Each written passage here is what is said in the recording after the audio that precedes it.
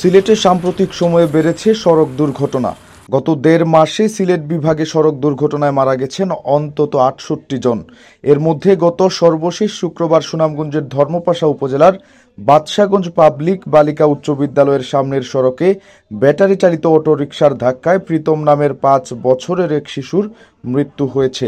আর তার ঠিক আগের দিন বৃহস্পতিবার সিলেট কোম্পানিগঞ্জের বঙ্গবন্ধু মহাসড়কে দুর্ঘটনায় মারা যান অন্তঃসত্ত্বা নারীসহ ৭ জন। সংশ্লিষ্টরা বলছেন, তীব্র গতি, ঝুঁকিপূর্ণ ওভারটেক আর ভাঙাচোরা সড়কের কারণে দুর্ঘটনা বেড়েছে বলে জানিয়েছেন তারা।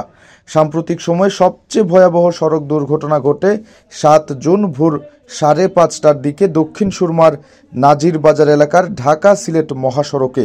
২ ট্রাকের সংঘর্ষে ১৫ জনের মৃত্যু হয়। ঘটনাস্থলে প্রাণ হারান ১১ জন। পরে হাসপাতালে চিকিৎসাধীন অবস্থায় মারা যান আরও ৪ জন। নিহত সবাই নির্মাণ শ্রমিক ছিলেন।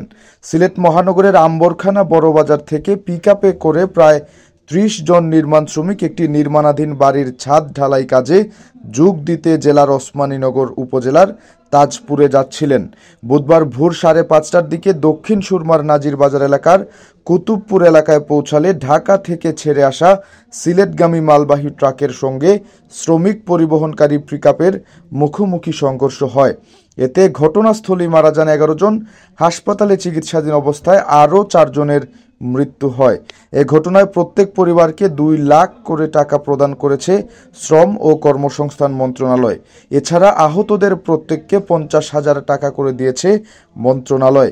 দুর্ঘটনা পর্যালোচনা করে দেখা গেছে, বেশিরভাগ দুর্ঘটনাই ঘটছে ভোরে বা সকালে। তবে হাইওয়ে পুলিশ বলছে, অদক্ষ চালকের কারণে ঘটছে প্রতিনিয়ত দুর্ঘটনা। তবে নিয়মিত অভিযান চালিয়ে এসব বেপরোয়া চালক ও বাহনের বিরুদ্ধে মামলা দেওয়া হচ্ছে।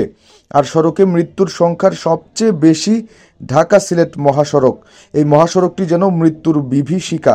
বিশ্লেষকরা বলছেন, চালকদের অতিরিক্ত ডিউটি ও আয় করার প্রবণতায় দুর্ঘটনা বাড়ছে। ভাঙাচোরা ও ত্রুটিপূর্ণ সড়ক, ভুয়া লাইসেন্সধারী চালক, গাড়ির অতিরিক্ত গতি, ওভারটেকিং, নিয়ম না মানার প্রবণতা এবং জনসচেতনতার অভাবে বেশি দুর্ঘটনা ঘটে।